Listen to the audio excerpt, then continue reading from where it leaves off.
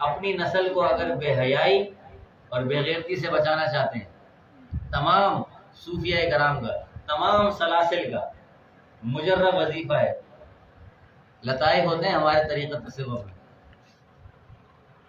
لطیفہ نفس کے لیے تمام صوفیہ، بالخصوص حضرت مدنی رحمۃ اللہ علیہ، جن کی طرف درود تنجینہ کی بھی بات منسوب ہے کہ حضرت نے خواب میں آپ علیہ السلام نے یہ تحفتاً امت مسلمہ کو فرمایا ہے کہ کسی بھی قسم کی پریشانی مبتلا ہے، آپ درود تنجینہ کو پڑھنے والے بنے۔ حسین احمد مدنی رحمہ اللہ کا بتایا ہوا ہے، لطیفہ نفس، نوجوان نسل عام کوئی بھی جس کو بھی ڈر ہے کہ وہ بے حیائی کے کاموں میں ڈوب جائے گا، 66 مرتبہ 66 مرتبہ شہادت کی انگلی رکھ کر اعوذ باللہ من الشیطان الرجیم صبح اور شام پڑھے۔ یہ بہت ضروری ہے، بچوں کو سکھائیں، نوجوان نسل کو سکھا دیں کہ فجر کی نماز کے فوراً بعد انہیں شہادت کی انگلی رکھ کر نفس میں پڑھنا ہے اعوذ باللہ من الشیطان الرجیم، نگرانی کرے اس کی۔ میں قسم کھا کے کہہ رہا ہوں، مولوی کی اولاد ہو، حافظ کی اولاد ہو، ڈاکٹر کی اولاد ہو یا انجینئر کی اولاد ہو، وہ بچا ہوا نہیں ہے شیطان کے حملے سے۔ جس کے بعد آپ نے موبائل تک رسائی دے دی یا اس کے دوستوں میں اٹھنا بیٹھنا ہے جن کے پاس موبائل ہے، وہ شیطان کے حملے سے بچا ہوا نہیں ہے۔ مجھے خود ان نوجوان ساتھیوں نے آ کے بتایا، ان نوجوانوں کے ساتھ لگتا ہوں، ان سے بڑی عمر والے بھی، اس سے چھوٹی عمر والے بھی آ کے بتاتے ہیں یہ باتیں چل رہی ہیں۔ ایسی باتیں ہیں کہ اگر پرانا زمانہ ہوتا تو میں کہتا ماں باپ کو، خلیفہ کو جا کے شکایت کرتا کہ ماں باپ کو باہر نکال کے کوڑے لگاؤ۔ ایسی شکایتیں ہیں، لیکن گناہوں کا زمانہ ہے اور اسلامی قوانین نہیں ہے اور اسلام سے دور ہیں، اسی لیے علاج بتا رہے ہیں اور ہاتھ جوڑ کے کہتے ہیں اپنی نسل کی حفاظت کر لو۔ ایسا نہ ہو کہ اللہ کے ذکر کی غفلت کی وجہ سے، اور یہ بھی ذکر ہے اللہ کا، اعوذ باللہ من الشیطان الرجیم ہے کیا؟ کبھی غور نہیں کیا ہم نے؟ اعوذ باللہ، پناہ مانگ رہے ہیں آپ اللہ کی، کس بات سے؟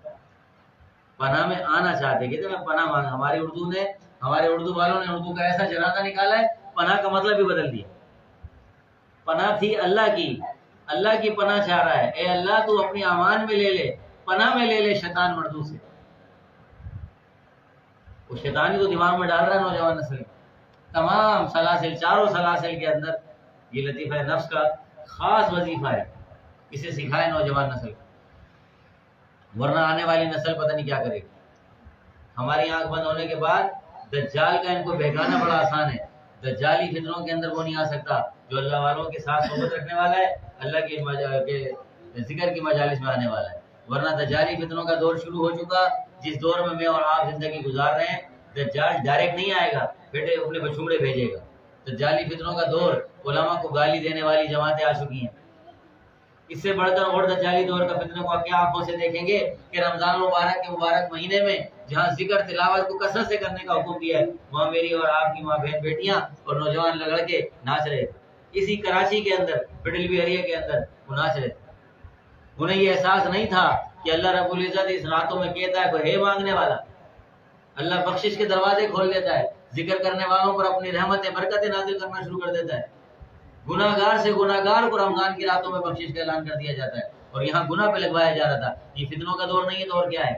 دجالی فتنہ نہیں ہے تو اور کیا ہے؟ اللہ سے دور، اللہ کے نبی سے دور، دین سے دور، ماں باپ سے دور، ماں باپ کی نافرمانی ہو رہی ہے۔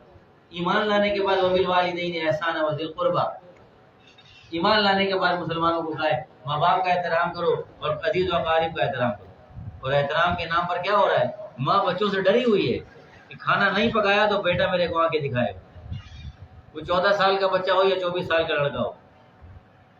حالت بگڑ چکی ہے، اس لیے اللہ کے ذکر کی طرف آئیں۔ یہ ان مجالس ذکر کو جو بھائی ظفر صاحب کے گھر پہ یا مختلف جگہوں پر یہاں صوفی صاحب کی برکت سے ہو رہی ہیں، اللہ والوں کی محنت کو سمجھتے ہوئے اللہ رب العزت کو جزائے خیر عطا فرمائے، خوب جزائے خیر عطا فرمائے کہ حضرت والا عبدالحفیظ مکی نور اللہ مرتضی ان کے پیر و مرشد حضرت مولانا ذکریہ قادری رحمہ اللہ کی محنت کو سمجھنے کر اللہ نے ان کے دل پر کھولا، اور مختلف جگہوں پر ان کی سرپرستی میں، بزرگوں کے نظریہ نگرانی میں مجالس ذکر منعقد ہو رہی ہیں۔ خوب بات چلائیں کہ میں نے اپنا ایمان بچانا ہے۔ اب رحمت برکت اللہ دے مستحق ہیں ہم، اللہ دے، ہم مانگنے والے ہیں، اللہ دے، لیکن سب سے بڑا مسئلہ اس وقت میرے اپنے آپ کے ایمان بچانے کا ہے، میری اپنی نسل کے ایمان بچانے کا مسئلہ ہے۔ اور یہ آپ ذکر کی مجالس میں نہیں آئیں گے، اللہ والوں کی صحبت میں نہیں آئیں گے، تو نمازی بھی آج شرابیں پی رہا ہے، نمازی بھی آج جھوٹ بولتا پھر رہا ہے۔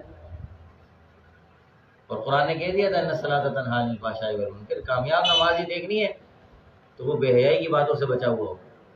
آپ دیکھیں اچھا والا نمازی ہے، کس قسم کی حرکتیں وہ کر رہا ہے، غصہ اس کے ماتھے پر لگا ہوا ہے، یہ کس وجہ سے ہو رہا ہے؟ اس وجہ سے ہو رہا ہے کہ کونوا مع الصادقین سے نکل گئے، اللہ کے ذکر کرنا۔ اللہ نے قرآن میں کہا ہے، قرآن میں دلیل ہے، نص قطعی ہے، یہ حدیث میں نہیں، قرآن میں آیا ہے کہ کثرت سے ذکر کرو اور سچوں کے ساتھ ہو جاؤ۔ اللہ رب العزت قرآن مجید میں جب حکم دے دیا ہے، اس کے بغیر میری اور آپ کی نجات نہیں ہو سکتی، اس کے بغیر میں اور آپ کامیاب نہیں ہو سکتے۔ تو میرا پیغام ہے، جو جگہ جگہ مجالس ذکر آپ کے اور کی ڈاؤن میں ہو رہی ہیں، اس کو غنیمت جانیں، اس کی دعوت چلائیں۔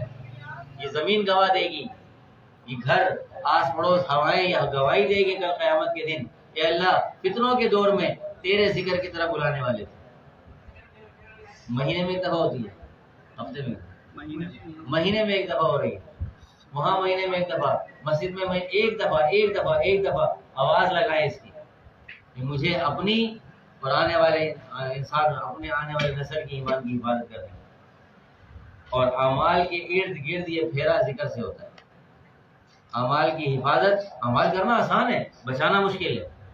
آپ چھوٹے سے چھوٹی نیکی کر سکتے ہیں، بڑی سے بڑی نیکی کر سکتے ہیں۔